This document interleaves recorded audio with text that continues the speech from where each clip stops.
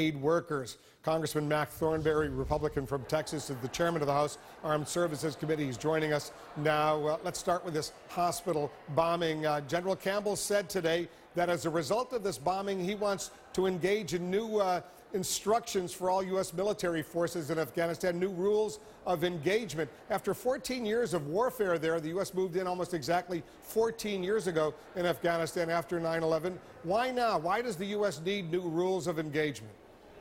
Well, I think it's because we have far fewer Americans there than we have had in the past. Remember, the military plan was to have more Americans there to advise and assist the Afghan security forces more than the president allowed. The president insisted on going below 10,000.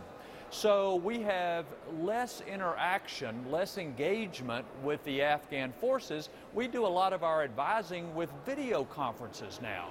So it does make sense, if you're going to have that many fewer people, then looking at the rules of engagement for when we do bring our air power to bear only makes sense.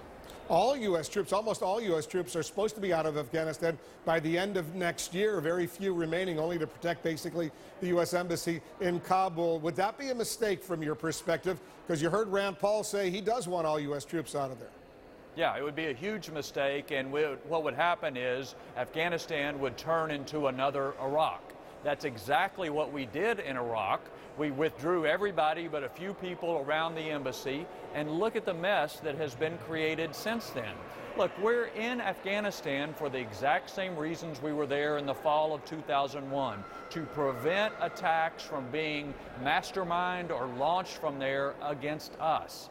And the fact is, Afghanistan will always be very attractive to terrorists. They have a large amount of ungoverned spaces. They have the illegal drug crop that can help finance them. They have the history there of terrorism. So you're seeing ISIS growing today in Afghanistan, as well as Al-Qaeda, as well as the Taliban.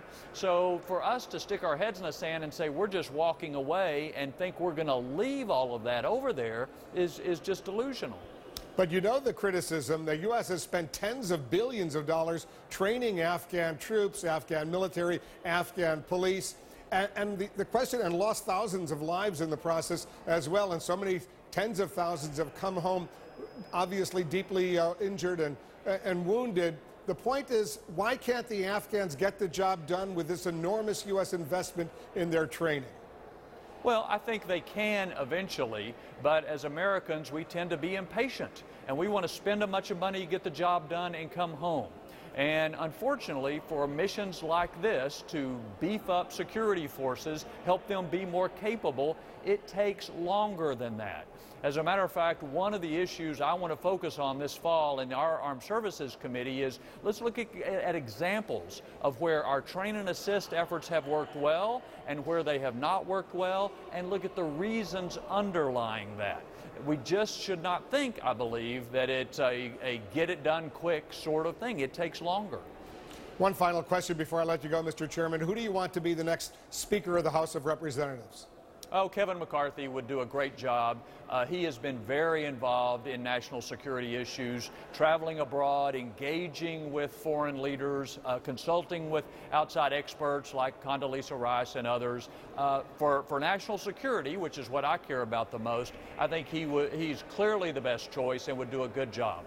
Mac Thronberr is the chairman of the House Armed Services Committee. Mr. Chairman, thanks very much for joining us.